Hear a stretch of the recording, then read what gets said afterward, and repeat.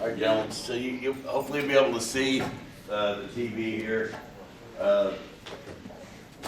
This is called Beat the Legion. We're going to be discussing a little bit about how the American Legion operates, what it means to become a member of the American Legion, what it takes to become American Legion, and a couple courses just on Americanism. The American Legion come out when the 100th anniversary of the Legion. Anybody tell when the 100th anniversary was? When the Legion turned 100, you know what year that was? 2019. Correct, yeah.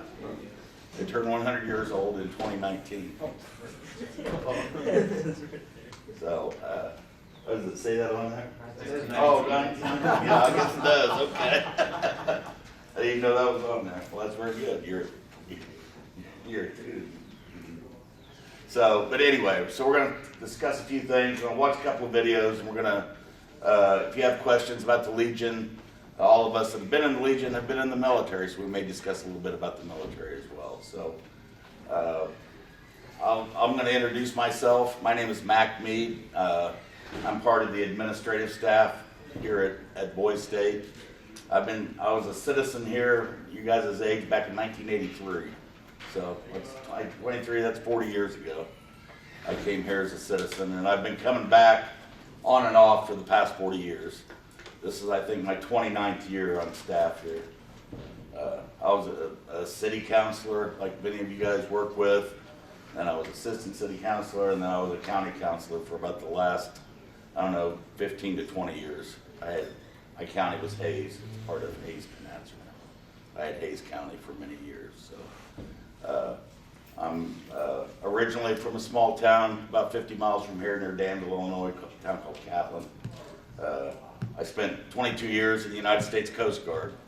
So went to college for a couple years, joined the Coast Guard, made a career out of that, retired up in Sheboygan, Wisconsin. My family still lived in Crown Point, Indiana, and that's where I live today. So Crown Point's up near northwest Indiana, up near Chicago. And I've been in Crown Point for about the last 20 years. My kids got tired of moving. They wanted to stay in one place and go to high school, they were tired of changing schools every 3 or 4 years.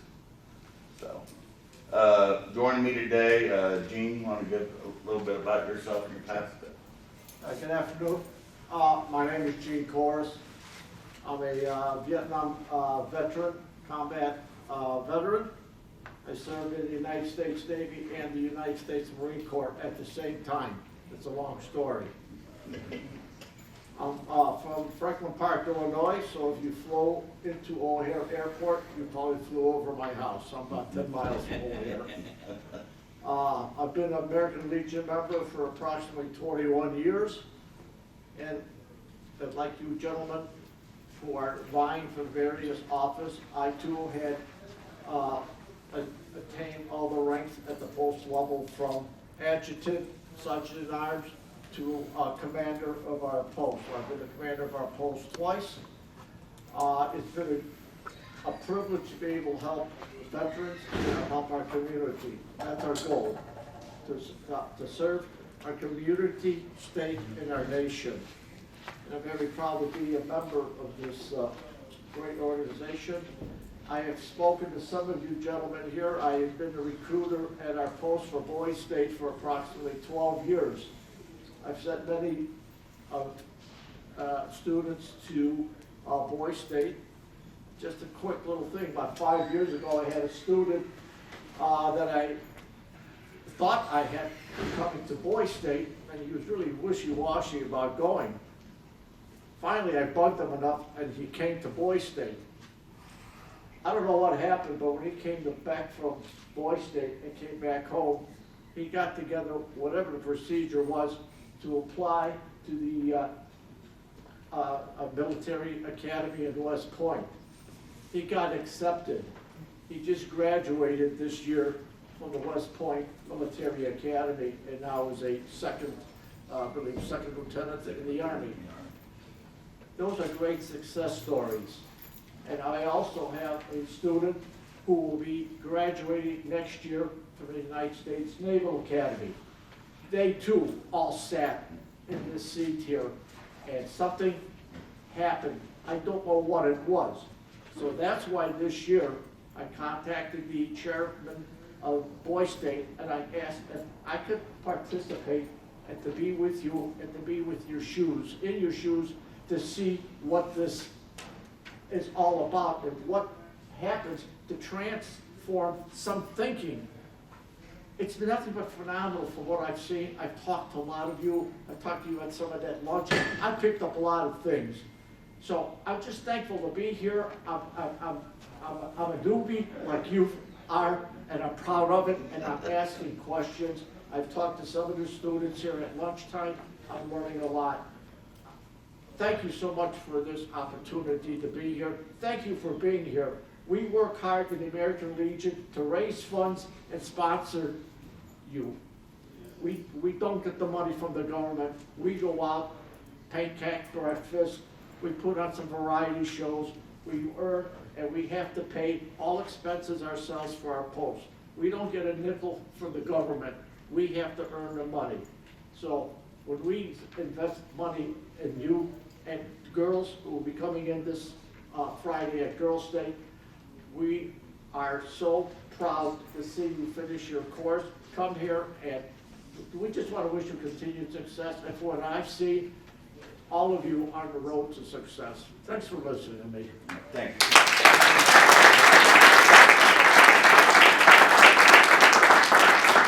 All right, we're going to watch a couple short 10-minute videos, and then we'll have a little Q&A afterwards. And if you guys have any questions, then I'll ask some questions of us and stuff as well. Of the American Legion. And how that history of the Legion is shaping the vision for our future.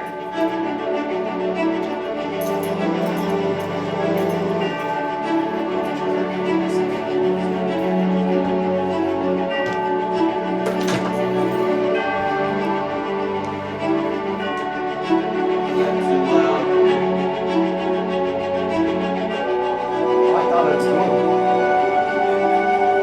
The music's not quiet.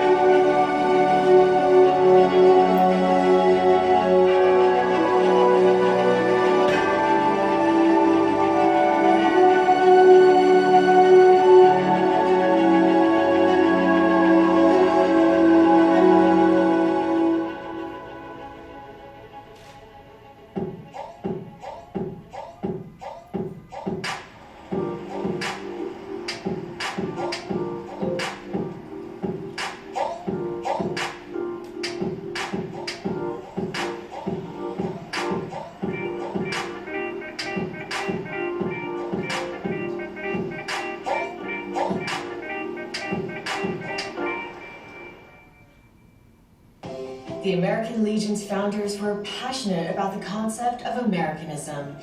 In the early 20th century, when many U.S. residents were new immigrants from foreign countries, it became clear to the founders during World War I that many Americans not only needed to learn how to fight, but what they were fighting for. Many of the earliest troops did not speak English as a first language. Even more could not read or write at all, making it difficult to understand military regulations and follow orders.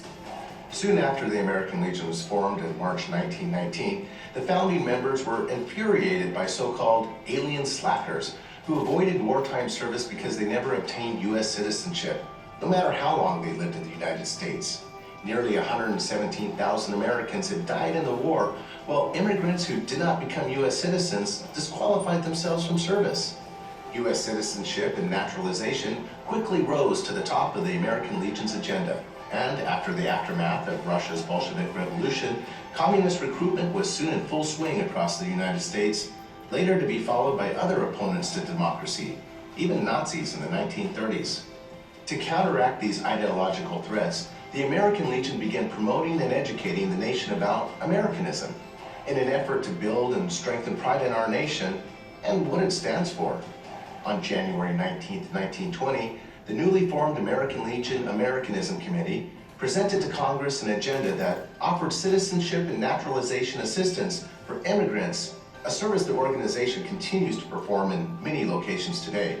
Later that year, concerned over voter apathy in the country, the American Legion launched what would become its Get Out the Vote program. Local posts nationwide began promoting voter registration, nonpartisan candidate forums, and serving as polling stations to raise awareness about the importance of an engaged electorate. Then in 1921, the American Legion united with the National Education Association to address widespread illiteracy and to improve public school instruction in civics, history, U.S. government, and physical education. And in 1923 and 1924, the American Legion organized and conducted 2 national conferences that established the country's first official rules of respect for the U.S. flag.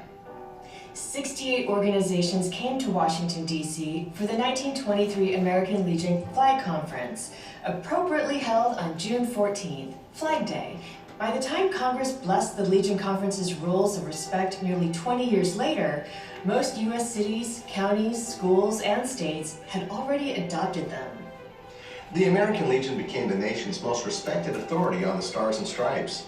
Members taught students and the public how to respect and display the flag.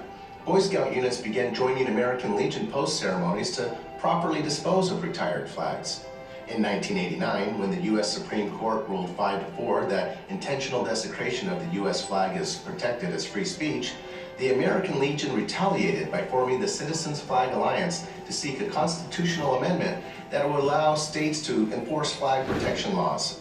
The battle to gain the necessary 2/3 supermajority from Congress has come as close as 1 Senate vote short on June 27, 2006. The American Legion, which had to wait 19 years for Congress to adopt its flag code in 1942, has vowed to keep fighting as long as it takes for the flag's protection through the constitutional amendment process. The American Legion Boys State program was launched in Illinois on June 23, 1935. Legionnaires Harold Card and Hayes Kennedy came up with the idea to offer high school seniors to be the opportunity to conduct a mock government, complete with committees, appointments, debates, and elections, just like in the American democracy. Boys State was established to counteract communist-affiliated Young Pioneers of America camps that had taken root across the United States between 1922 and 1934. In 1946, President Harry Truman greeted participants in the first American Legion Boys Forum of National Government, predecessor of the American Legion Boys Nation and American Legion Auxiliaries Girls Nation. Boys Nation would extend the program beyond community and state to nation.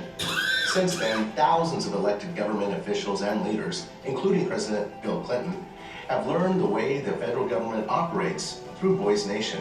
It's not very easy for the average teenager. When the American Legion National Oratorical Contest was introduced in 1938, it would not simply judge high school students on their speaking skills, it would also test their knowledge and understanding of the U.S. Constitution. Like Boys State and Boys Nation, the oratorical contest imparted understanding of U.S. government and law to young people in every corner of the country. Future state governors, members of Congress, mayors, business leaders, athletes, and entertainers from basketball star Michael Jordan to CNN co-founder Lou Dobbs benefited from the American Legion oratorical competition, Boys State, or both. Tomorrow, keep it burning always. With God's help, this flame of freedom shall live eternally. American Legion youth programs under Americanism have evolved in multiple ways through the years, typically starting at community post and growing to state and national status from there. The National American Legion Junior Shooting Sports Championships that began in 1991 at the Olympic Training Center in Colorado can be traced back to 1929, when national resolutions were passed authorizing the formation of marksmanship teams for all ages at post and departments. Within 1 year of that national authorization, the number of American Legion rifle clubs grew to 188 nationwide. Then and now, the program was built on sportsmanship, skill development, discipline, and gun safety.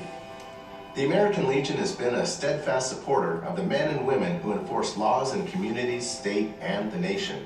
In 1997, that support was expressed by the beginning of a National Law Enforcement Officer of the Year award. The American Legion's Junior Law Cadet program to promote order, respect for law enforcement, and training for high school students arose from local post and department programs through the decades. In 2011, the program came under the oversight of the National Americanism Commission, where it was renamed the Youth Cadet Law Enforcement Program, aimed to teach discipline, respect, and leadership skills to young people. Such wide-ranging programs have fit into the American Legion's definition of Americanism since 1919. And the very first youth program the American Legion supported by resolution came before there was an Americanism Committee or commission to oversee it. Boy Scouts of America.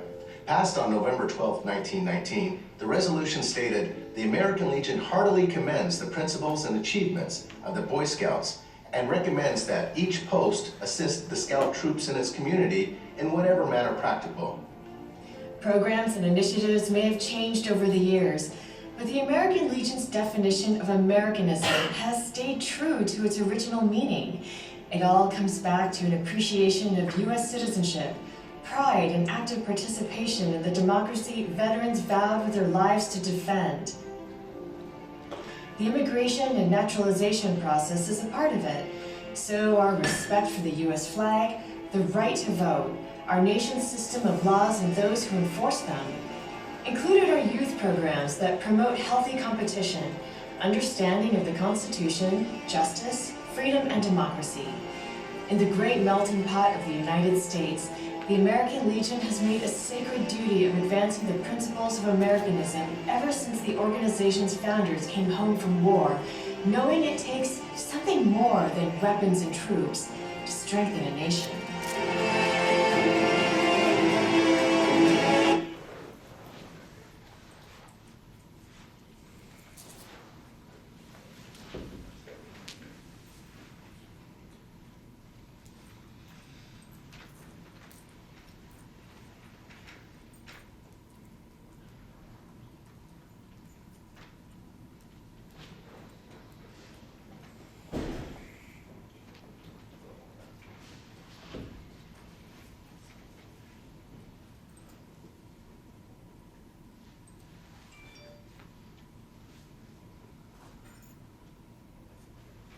That one we're watching. So as you can see, the American Legion is involved in several programs, you know, for youth and people throughout the country. Can you name some of the programs that they were involved in that you caught through that video? Yeah. Boy Scouts. Boy Scouts, they really do a lot for Boy Scouts. Yeah, back there in the back.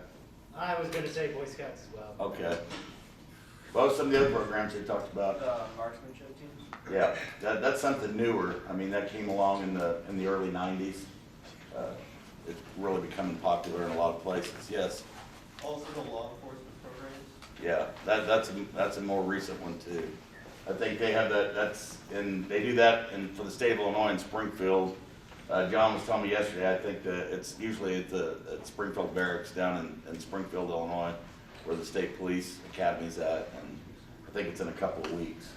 They have a camp there.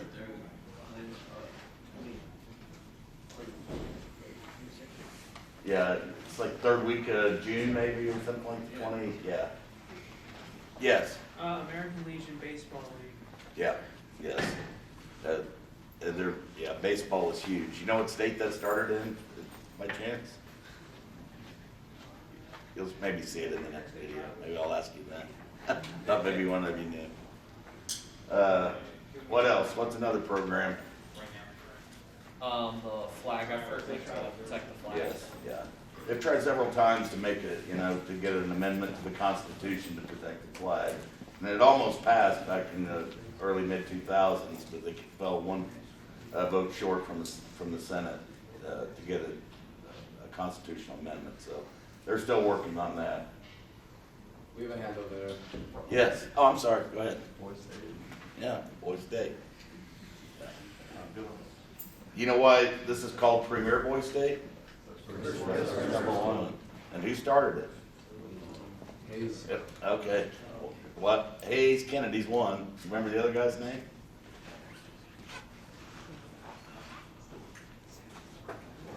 No, it wasn't John Geiger. He was a lot later. They said his name in the video. Huh? No, not Gleason, no. His name, it's not one of the county names. Actually, it used to be. Back in the day when I was here, there was a county named this, but his name was Harold Card. So Harold Card and Hayes Kennedy were the founders for Boys State. So, all right. Well, we got one more video to watch, and then we'll have another quick discussion, and then you guys can ask some questions.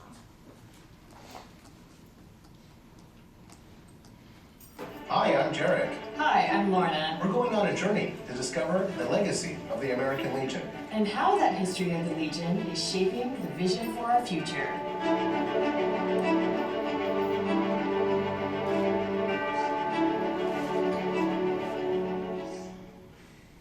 Legacy and vision.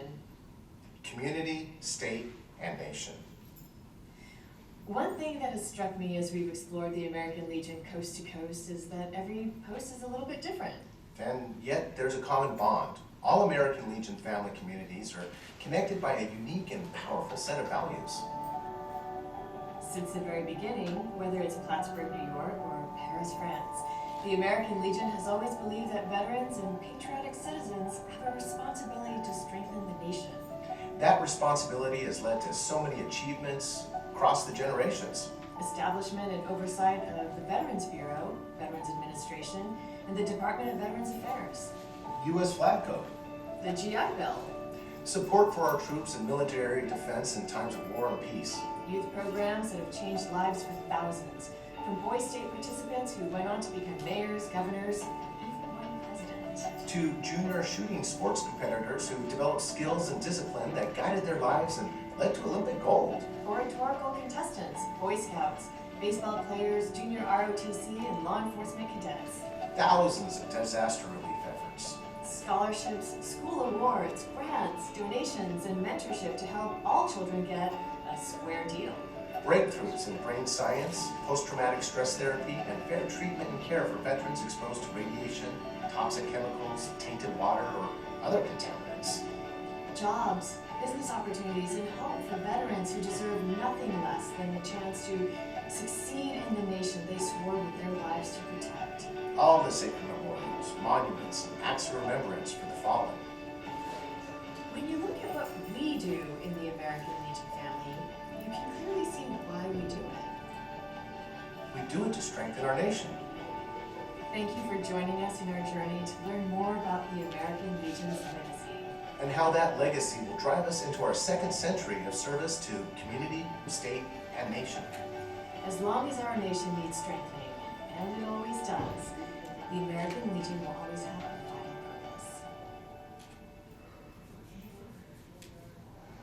Derek, here we are, back at the home post, 43. That's right. It has been quite a journey, hasn't it? It has been an incredible journey. It's amazing when we first started this, and we're at Patriotic Hall, and we're looking at that list of all the accomplishments that the Legion has accomplished over the past 100 years. Yeah. It's amazing. It's incredible. And then to go to Plattsburgh and see where it all began.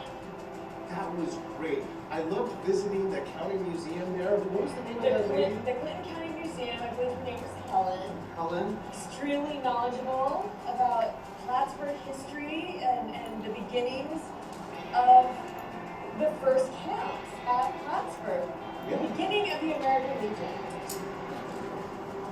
It was really cool visiting Alexandria that was 24, where George Washington used to go hang out and had his first birthday celebration there. I think that was the neatest thing, to be in their back courtyard, to be led into the inner sanctum, and to see that original cobblestone that was actually in the ground when George Washington lived there, when he was walking around the same places, drinking in the same place that we were. Yes. It was incredible. Yes.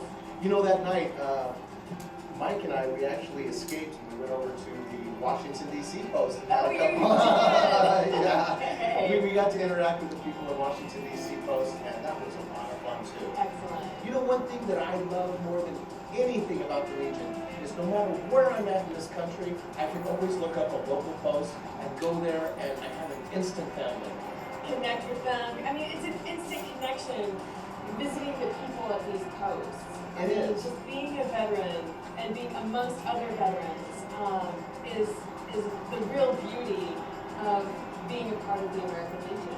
It's such a huge family, and it's so amazing how when you walk into the post, maybe at first people might look at you a little funny, like, who are these people? But after you sit down and you tell where you're from and you start to talk a little bit, all of a sudden you're the best friends in the world, and they want to tell you everything that they know about their post and the history of their post, and I love that. I love that too. I think it's Very fantastic. cool. Welcome to Milbank, South Dakota, birthplace of American Legion baseball.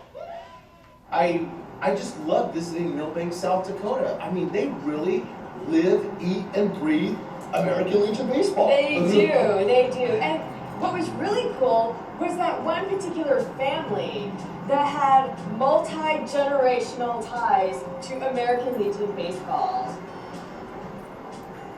I love being in Indianapolis. I love being at headquarters and seeing the National Executive Committee room. And then, once again, that evening, we escaped and went to a local American Legion course post. you did. And had a good old time. And you know, when we visited Minneapolis, the Brain Center was magnificent. To see what they do to help veterans through PTSD and other ailments through science is just brilliant. Do you remember when we were at the Vietnam Wall? I'll never forget it. Never forget it. It's absolutely incredible how Legionnaires have committed so much of their time and dedication and effort to make these national movements come alive. Walking through Arlington National Cemetery was just awe-inspiring. So inspiring, and I'll never forget viewing the tomb of the unknown soldier. The respect given at that place. I'll never forget it, how, I mean, it's just so moving to see how it's honored to this day. In the beginning, it was so amazing how there were so many resolutions and motions and national movements that had such a large effect on our country and really contributed to our national defense. And going to all of these places and meeting all of these wonderful people, scientists, historians, post members, Legionnaires. I certainly see how it all comes together. I do see how it all comes together. They're all uniquely different, and yet we're all veterans, helping veterans, and supporting the community to make America stronger. Legacy that our forefathers and foremothers have created for us, the foundation that they've created, is driving us into this next century. Yes, just moving forward, the ideals and values of the Legion will continue to help make America stronger. You know, I bet when these people first started these initiatives, these local programs, that they had no idea that the effect that they would have on not only the country, but history. So I wonder, who is it today? Who's doing something today that will be remembered for 100 years, that will affect the entire country and veterans, all future veterans? We all can make that impact. Every day we can make that impact. For God and country, we associate ourselves together for the following purposes. To uphold and defend the Constitution of the United States of America. To maintain law and order. To foster and perpetuate 100% Americanism. Preserve the memories and incidents of our associations in all wars. To inculcate a sense of individual obligation to the community, state, and nation. To combat the autocracy of both the classes and the masses. To make right the master of might. To promote peace and goodwill on earth. Safeguard and transmit to posterity the principles of justice, freedom, and democracy. To consecrate and sanctify our comradeship. Our devotion to mutual helpfulness. Because we are awesome.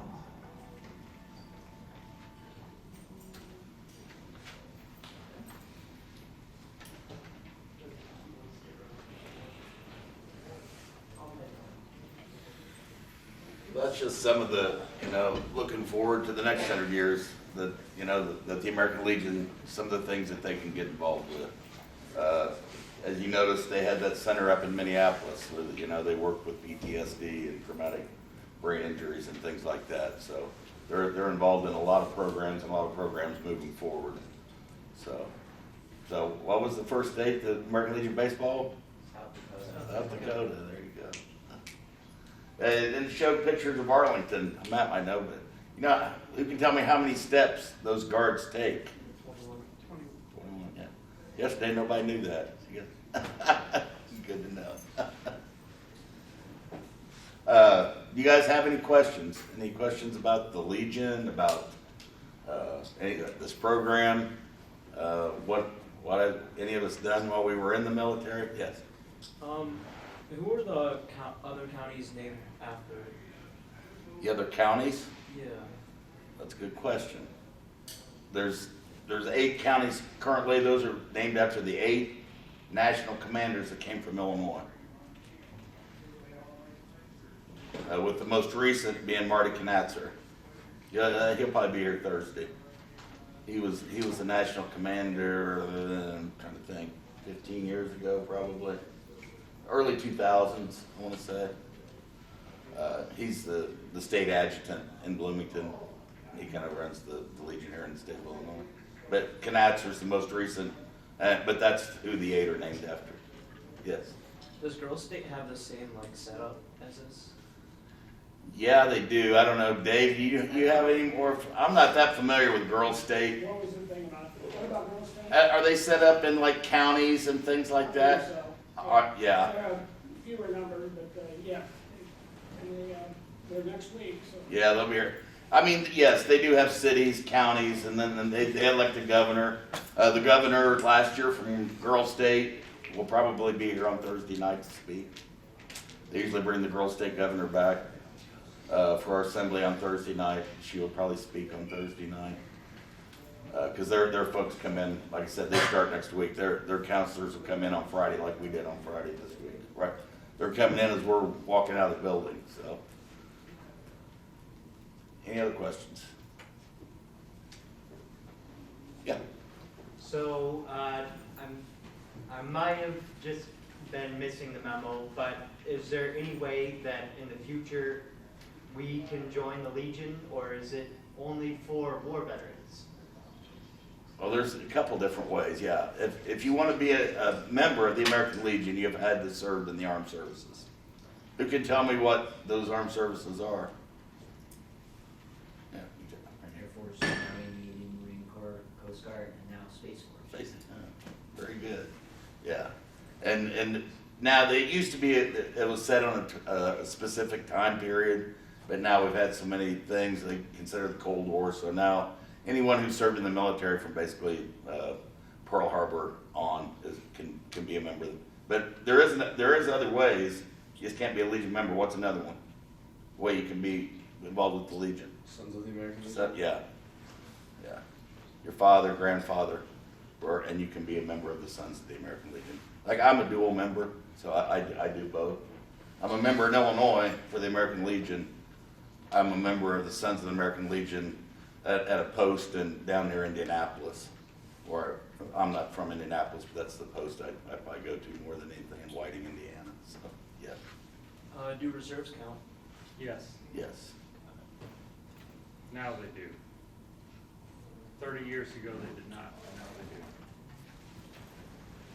do. We've rectified that. Okay, do you have any questions for Matt or anything? You know, he worked at Arlington. Well, he was part of the old guard, so if you have any questions about that.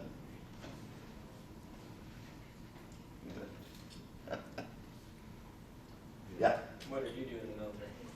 I was in the Coast Guard, and I basically drove boats. I was a boat driver. Similar to the Navy, I was a bosun's mate. In the Coast Guard, that's kind of a jack of all trades. So, I mean, when I moved up in rank, I pretty much sat behind the desk. I retired as an officer in charge of a station in Sheboygan, Wisconsin. So I was an officer. You had to be a commanding officer. If you're enlisted, like I was, you'd be an officer in charge. And I was the SPO of units and stuff in Chicago. That's why I was in Station Calumet Harbor. It's on the south side of Chicago, in Calumet Park. That's I spent most of my time. That's when I moved to Crown Point when I was stationed on the south side of Chicago. And then, like I said, we had downtown Navy Pier. If anybody's ever been to Navy Pier, they have a Coast Guard station we rebuilt there along with the Marine Police. Yes. Can you prove to my friends sitting right here why one should not sleep on the Coast Guard? When sleep. I didn't say anything. I've never said anything like that. He's a big Coast Guard guy. Oh, is it? No, I'm a big Navy guy. Well, they heard Navy and they just started looking at me. Giving me that nasty look. I don't understand what you're getting at. Can anybody tell me where the Coast Guard Academy's at? I think it's in Maine. No. Oh. What? 49 other seats. Yeah. Kings Point. No. No, Kings Point, that's Maritime Academy. I think it's in Connecticut. Yeah, he said it, yeah. New London, Connecticut. Yeah. And it's the only one you don't have to have a congressional appointment for. As the Naval Academy or West Point, you have to have a congressional appointment. The Coast Guard Academy doesn't require that. The Air Force does too, yeah. Would it help your application if you're going to the Coast Guard Academy to get a nomination for that? Yeah, it could, yeah. It's just not required. It's the one that's not required. It's also the only Division III military academy, so Yeah, it's you're more Division likely to III. play. Yeah, they have a lot of collegiate sports, athletics. yeah. It's a beautiful place. I went to a couple leadership schools there. So, yeah, it's very nice. It's not far from Providence, Rhode Island, Newport, Rhode Island. Neat. It's kind of neat. A lot of history out on the East Coast. Yeah. There's one branch service that's not in the Department of Defense. Can you tell me which one that is?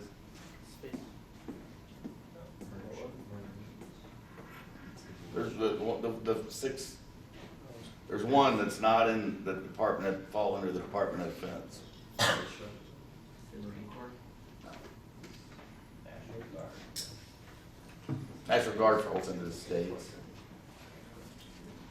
It's the Coast Guard. We're under Department of Homeland Security. We're the only ones that can actually, wear weapons on the soil of the United States too. The military, they fall under posse comitatus. You can't be armed against your own citizens. During Hurricane Katrina, we were working with the 82nd Airborne to get people out. And there was a lot of stuff going on. We actually were able to put bullets in our guns. They weren't. That's just something that's different between the Coast Guard and the other military branches of service. Any other questions? No? Oh, yeah. Go ahead. How does the Coast Guard allow easier transition into law enforcement after retirement? No, we do active law enforcement, out on the high seas. So we do boating under the influences. I was involved in several large cocaine busts down the Caribbean back in my early days. I didn't do that as I got older. I did that when I was younger. Back in the late 80s, early 90s, when a lot of drugs were coming into this country and stuff. Now it's just changed. It's fentanyl and other things. Back then it was cocaine and marijuana. Marijuana's about legal in most places now, so we used to get on boats with bales of it. Yeah, we made a large drug bust. I don't know, it's coming around the Yucatan back in the late 80s, and there was over 400 kilos on a boat. So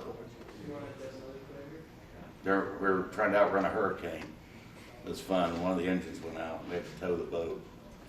So bad. But, yeah, things have changed a lot over like I said, I retired in 2008, so I've been out of the game for quite a while. But it was great. I enjoyed every minute I spent in the Coast Guard. I wouldn't have done 22 years if I hadn't. I probably would have done longer if my kids and wife were tired of moving. All right, well, thank you guys for your attentiveness and your questions. Appreciate it. Thanks.